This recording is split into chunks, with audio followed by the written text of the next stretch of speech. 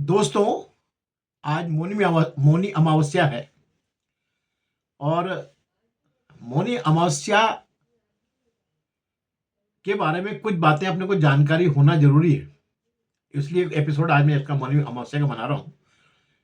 और मौनी अमावस्या जो है, इसके साथ में कल से जो है गुप्त नवरात्र भी चालू होंगे।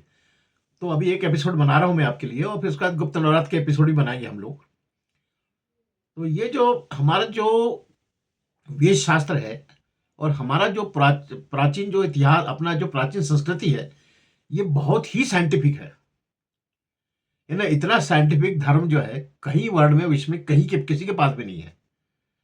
इसमें ऋषि मुनियों ने जो है हर चीज के बारे में खूब गहराई से सोचकर उसको जो है विधान में कन्वर्ट किया कि आदमी जब विधान करेगा तो इसी बहाने उसके अंदर मन अवचेतन मन में ये चीजें जाएंगी। जैसे आज मौनी अमावस्या है, तो मौनी अमावस्या का मतलब यह है कि आपको आज मौन रहना चाहिए। यानी आप देखिए कि जो वाक शक्ति जो होती है, तो ज्यादा जो बोलते हैं उससे उनकी वाक शक्ति जो है वो मतलब अंदर एनर्जी की शक्ति जो है कम होती जाती है। यानी उनकी जो सोचने की शक्ति कम होती है, वाक शक्ति बढ़ती जाती है। फिर कई बार क्या होता है कि वो फ्लो में क्या है अनर्गल बोल जाते हैं। और वही जो मौनी अमावस्या जो है आज दिन भर आपको सिर्फ मौन रहने के लिए इसलिए हो जाता है। जैसे ही आप मौन रहते हैं तो आपका जो अवचेतन मन जो है वो काम करने लगता है। यानी आप अंदर से आप अगर चाहेंगे अगर तो बिगर मुंह से निकले आप जोर जोर से बात कर सकते हैं। अंदर आपको साउंड लगेगा कि बहुत तेज चल रहा है और मुंह से एक मुंह पे बिल्कुल ताला रहेगा बिल्कुल।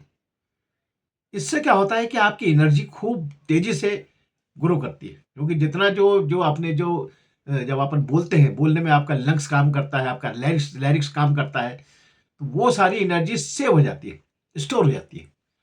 और जब मुंह पे आपने ताला लगा दिया तो इतना सब तो आपका वो हो गया, स्टॉप हो गया एनर्जी।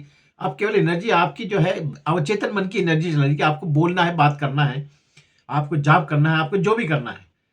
तो उससे आपकी आंखें बंद हैं, आपका जो है जबान बंद है, कान भी बंद है, क्योंकि हमको किसी की कुछ सुनना भी नहीं है, हमको अपना मौन रहना है ना रहना है, किसी का रिएक्शन हमको देने नहीं है।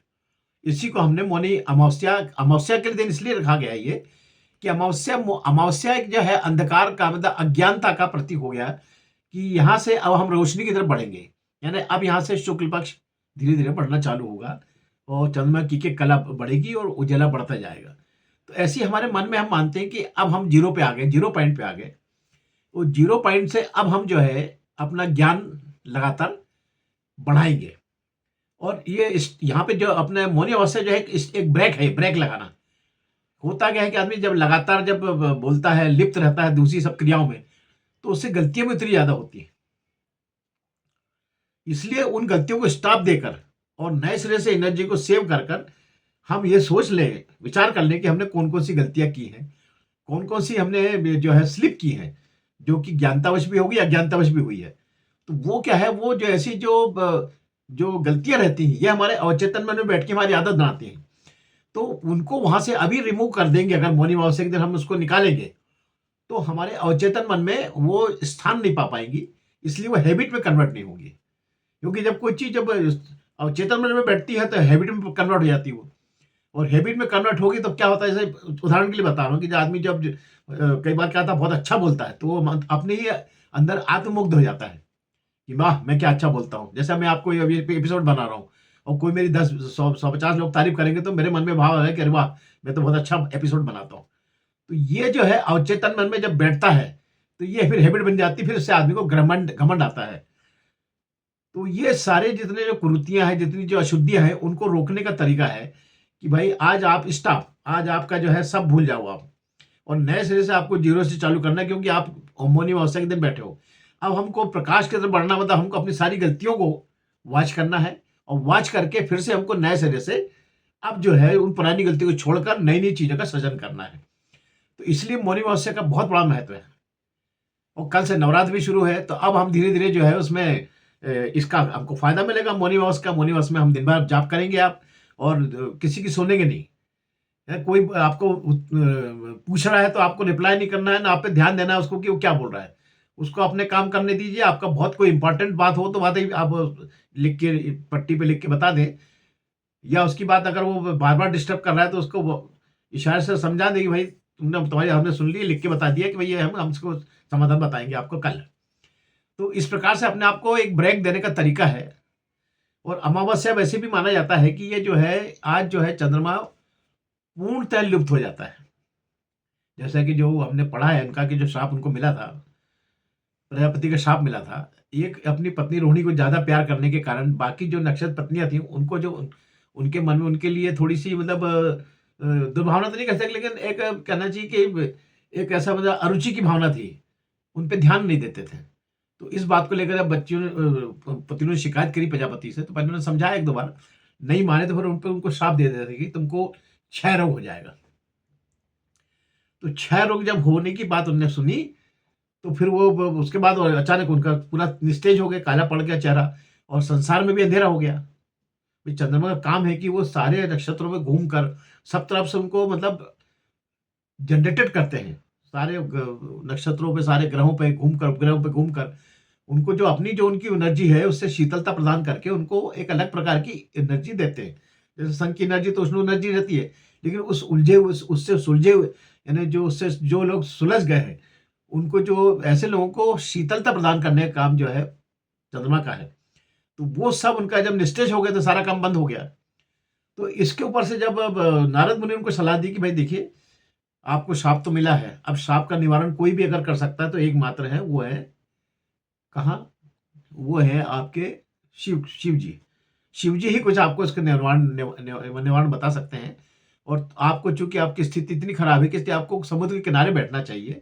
और उन्होंने वो जगह बताई कि भई आप जहाँ आजकल सोमनाथ जी है, यहाँ आप बैठकर तपस्या करेंगे तो यहाँ एकांत है, उसमें निर्जनता पूरा। तो वहाँ पे आप बैठकर तपस्या करें और आने वाले समय का बहुत बड़ा तीर्थ बनेगा ये। तो ऐसे वहाँ पे चंद्रमा ने तपस्या की। तपस्या करके शिव जी को प्रसन्न किया। शिव जी ने आकर फिर उनको कहा कि देखो भाई, प्रजापति का शाप तो कोई टाल नहीं सकता। लेकिन मैं आपको बस एक सुविधा देता हूँ कि ये क्षय रोग आपका धीरे-धीरे ठीक होगा, फिर धीरे-धीरे बिगड़ना चालू होगा। तो जब ये बिगड़ेगा और आप बिल्कुल निस्तेज रहेंगे तब उसको हम कहेंगे अमावस्या। और जब वो धीरे-धीरे चढ़ेगा तो उसको कहेंगे शुक्ल पक्ष, और धीरे चढ़ के फिर पूर्णिमा पे पूर्णमासी हो जाएगा वो। तो ये जो है इस क्रम में तो आपका जीवन चलेगा अब। तो इससे ये है कि आपका ये जो जो निस्तेजपन खत्म हो जाएगा, प्रकृति भी सुखी हो जाएगी और आपको भी जो प्रायश्चित है वो भी होगा और आपको जो सबक मिलना था वो भी याद रहेगा आपको। तो इस कारण से ये उनको अपने को जो हर महीने आप देखते हैं यानी चंद्रमा का जो है घटना-बढ़ना चलता है शुक्ल पक्ष और कृष्ण पक्ष के हिसाब से। और इसको भगवान की लीला भी कहते हैं कि उनको एक बहुत बड़ा जो है कैलकुलेशन और या गणित देना था जमीन पे लोगों को। तो उन्होंने इस प्रकार से एक ये संकेत बन गया कि भाई जैसे आदमी ने देखा कि अंधेरा होने लगा, मतलब कृष्ण पक्ष चालू है भाई। और जैसे ही जब पूर्ण उजेला हो गया, समझ लो कि अब जो है शुक्ल पक्ष आ गया है। अब शुक्ल पक्ष में धीरे धीरे अंधेरा की तरफ हम लोग बढ़ेंगे। यानी शुक्ल पक्ष पूर्ण पूर्ण शुक्ल पक्ष का हो गया, उसके बाद हम धीरे धीरे फिर अंधकार की तरफ धीरे धीरे जाएंगे। तो ये जो मैथ्स था, इसी मैथ्स से आज जो है पूरा आपका ज्योतिषी शास्त्र, उसी से आपका पूरा जो है एरोनॉटिक्स और आपका पूरा जो है ग्रह उपग्रह जितना भी जो साइंस चल रहा है अभी, अंतरिक्ष साइंस जो है, वो सब इसी पे डिपेंड, इसी मैथ्स पे डिपेंड है। और ये देख लीजिए कितना सटीक है कि आप दुनिया में कहीं भी चले आए, आप ऊपर आसमान में रात को देख के बता देंगे कि अभी कृष्ण पक्ष चल रहा है कि शुक्ल पक्ष चल रहा है। यानी वो बार-बार चंद्रमा का गड़बड़ जो है हजारों साल से चलता आ रहा है ये क्रम।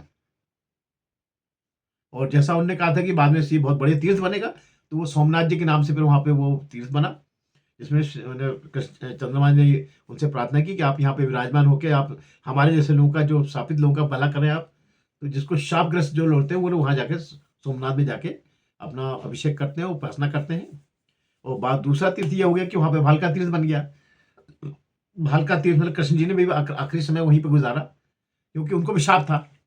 उनको शाप जो मिला था गंधारी से मिला था कि तुम्हारे यदुवंश का नाश हो जाएगा, और उनका यदुवंश का पूरा नाश हो रहा था।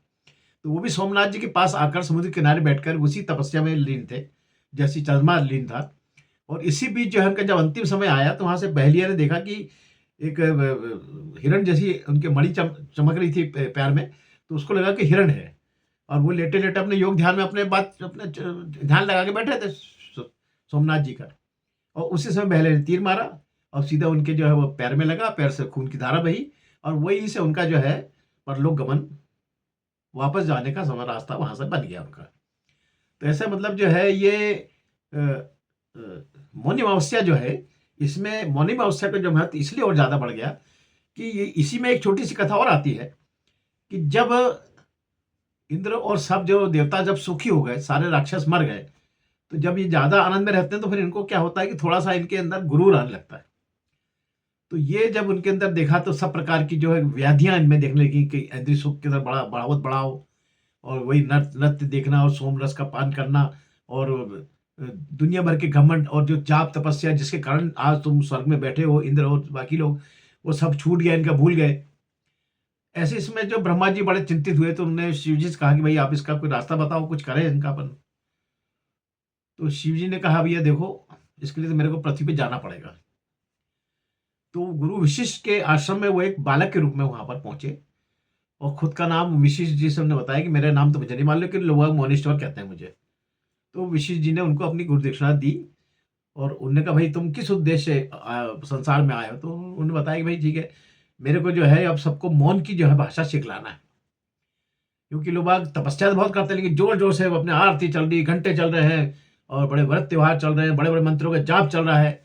तो वो जो उसके कारण जो हो रहा है कि जो अच्छाई तो आ रही है अंतरिक्ष में लेकिन उसके कारण बुराई भी आ रही है कि जो कर रहा है उसको करता जो है उसको मन लगता है कि मैं खुद ही करता हूँ।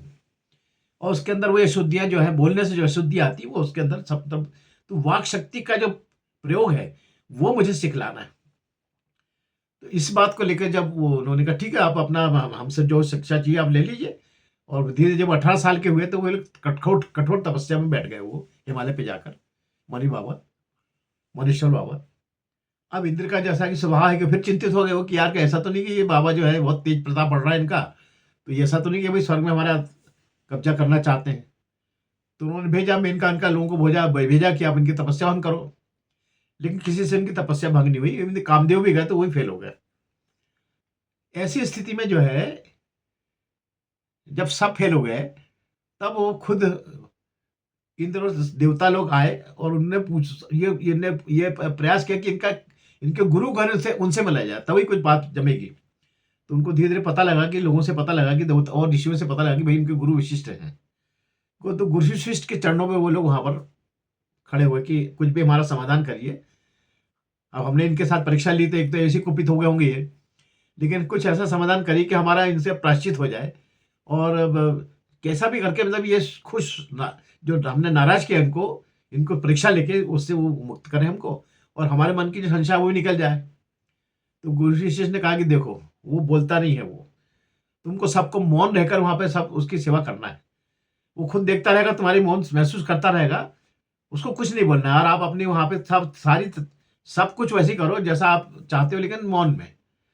तो सारे देवता इधर से गए, अग्निदेव गए, वायुदेव गए, जल देव गए, धर्मराज गए, सब गए वहाँ पर और सबने जो है उनके आश्रम को उन्होंने कहा सबसे पहले आश्रम को सफाई करो भाई। तो सब लोग झाड़ू लेकर आश्रम की सफाई करी, फिर उनके जो उनके चेले-चाटी थे, उनके लिए भंडारा बनना तो उसमें भी सब लोगों ने अपने सभी सारे देवताओं ने मिलकर भंडारा चालू किया और बस मौन रह के और बस प्रणाम करना और अपने काम में लग जाना और विशेष जी ने कहा था कोई भी बोलेगा नहीं।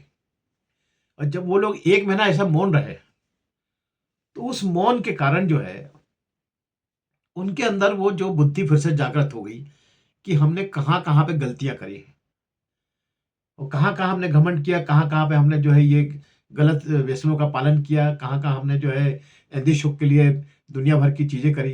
तो वो जो है उससे उनको जो है वो ब्रह्म ज्ञान अपने आप मौन होते ही ब्रह्म ज्ञान चालू हो गया। और अवचेतन मन में जो उनकी जो आदतें बनी थी पुरानी, वो धीरे-धीरे डिम होती चली गई और अच्छी आदतें अपने आप आना शुरू हो गई कि हमको भी जो है मौन रख के तपस्या करना चाहिए। और जिस दिन उन्होंने ये सब किया, जब पूर्णतः उनका मन शुद्ध हो गया, उस दिन जो था मौनी अमावस्या का दिन था और उस दिन मुनीश्वर बाबा वहाँ से जागृत हुए और उन्होंने उनको सबको आशीर्वाद दिया।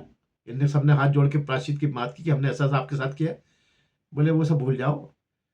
बस ये याद रखो कि ये मौनी अमावस्या जो है ये साल में एक बार आएगी और आपको ये याद दिलाएगी कि आपको अमावस्या के दिन क्या करना है। तो आप अगर हर अमावस्या मौन रह सकते हो तो बहुत अच्छा है, और नहीं तो कम से कम एक दिन तो कम से कम रहो मौनी अमावस्या के दिन। जैसी मौनी अमावस्या आज है, ऐसी जो है हर साल आती है, और अमावस्या हर महीने 2 आती हैं। और अब अमावस्या जो है जितनी पूर्णिमा उतनी अमावस्या। तो अमावस्या में उसके सबके अलग-अलग नाम होते हैं, कभी हरियाली अमावस्या है, कभी दूसरी अमावस्या। अब ये मौनी अमावस्या को इसलिए संकेतिक कर दिया गया कि ये सबके लिए संकेत है कि भई हर वो शख्स जो अपने आप में सुधार चाहता है, उसको मौन रहना चाहिए। और जितना संभव है, जितना समय कम से कम 1 दिन आपने पकड़ लिया, 1 दिन भी अगर आप 24 घंटे रह लिए, तो उसी से आपको काफ़ी कुछ आपके ब्रेन में जो है, आपके अवचेतन मन में काफ़ी सुधार हो सकता है।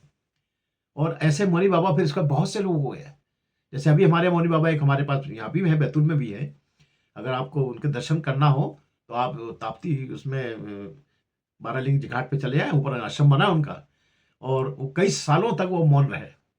अब उनको जैसे-जैसे सब लोगों ने बोल के छुड़वाया कि भई अब आपका मौन बहुत हो गया है।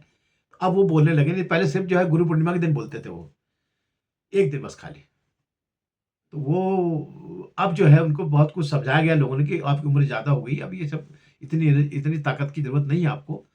तब जाके उन्होंने अब बोलना शुरू किया है। लेकिन हाँ, उनके जो तेज है वो तो अपना चेहरे पे दिखता है, और तपस्वी का तेज तो तेज चेहरे पे दिखता ही दिखता है। तो ऐसा मतलब ये जो चीज़ें हैं, ये आपको संकेत देती हैं कि आपके अंदर क्या व्याधियाँ आ रही हैं, उस व्याधियों का रिमूव कैसे करोगे आप, और जब ये रिमूव आप कर लोगे, तो आपके अंदर जो है अचानक एकदम ये रेनिमेशन चालू हो जाएगा। और आज जैसे आज आज तो बहुत अच्छा समय है कि आप 24 घंटे का मौनी अमावस्या का व्रत कर लेंगे, तो कल से आपकी गुप्त नवरात्र चालू हो रही है। तो आपको इसका फ़ायदा गुप्त नवरात्र में भी मिलेगा, और आपका ध्यान बहुत अच्छा लगेगा देवी में। तो ये इसी प्रकार के जो ये जो चीज़ें हैं, ये आपको संदेश, यानी ऋषि मुनियों का ये विज्ञान है कि उन्होंने आपको संदेश दिया कि किस ढंग से हम अपने आप को कंसंट्रेट करने के लिए। और ये मौनी अमावस्या तो खैर एक संकेत है आपके लिए। आप कभी भी ज़्यादा जो है, जैसे अगर बहुत ज़्यादा बोल के कहीं आया है, तो आपको 2 घंटे फिर मौन रह के उसको अपनी एनर्जी को सब्ट्रैक्ट करना चाहिए। कई लोग जैसे अब कोई लेक्चरर्स रहते हैं, तो उनका जो क्या होता है, बहुत लेक्चर दिन भर लेक्चर देना है, तो उसके बाद उनको 2 घंटे कम से कम अपनी एनर्जी को रिकूप करने के लिए मौन रहना चाहिए। बहुत से जो नेता लोग हैं वो भी खूब बोलते हैं, और लगातार बोलते हैं, दिन भर जनसंपर्क करते हैं। तो कम से कम आधा घंटा 1 घंटा ध्यान में, इसलिए ध्यान का मतलब ये है कि मौन रह के आप ध्यान में जब केंद्रित हो जाएंगे, तो मुंह से कम ना बोलेंगे, तो उसी से एनर्जी रिकूप होना चालू हो जाती है, और आपके अंदर की अशुद्धियां अपने आप बाहर निकलती हैं। तो ये कुछ संकेत हैं, इससे आप जो है अपने आप को अपना आत्मिक सुधार कर सकते हैं। ये हमारे जो ऋषि मुनियों का विज्ञान है, जो किसी देश में नहीं मिलेगा, सिर्फ भारत छोड़कर। जय श्री महाकाल। मैं पंडित अली मिश्र, राष्ट्रीय कल्चर से। और जैसा कि मैं हमेशा आपको संकेत देता हूं कि आप मेरी चीज़ों को सब्सक्राइब करिए, शेयर करिए, लाइक करिए, क्योंकि ये जनमानस के उत्थान के लिए है। सब चीज़ें मैं जो भी करूंगा, जनमानस के उत्थान के लिए है, क्योंकि मेरा कोई इस देश का कमर्शियल देश अब नहीं रहा। मैं 70 साल का एक व्यक्ति हूँ। मेरे को कोई इनसे कोई किसी प्रकार की कोई रेवेन्यू नहीं चाहिए, कुछ नहीं चाहिए। मैं ये चाहता हूँ कि मेरे जाने के बाद कम से कम मेरी चीज़ें जो हैं, जितने लोगों को समझ में आए, 10,000 में से 5 को भी आए, तो मैं अपने आप को धन्य मानूंगा कि मैं कहीं किसी के, ये काया मेरी कहीं किसी के काम आई। मैं उसी को अपना पुण्य मानकर, उसका प्रसाद समझकर भगवान के सामने प्रसाद पेश करूंगा कि भई ये मैं एक बहुत कलयुगी आदमी हूँ जो झूठ सच सब करता रहा, लेकिन कुछ मैंने 1-2 चीज़ें मैंने आपके लिए प्रसाद रूप में ये लाया हूँ। जय श्री महाकाल। अनिल मिश्रा, बैतूल से।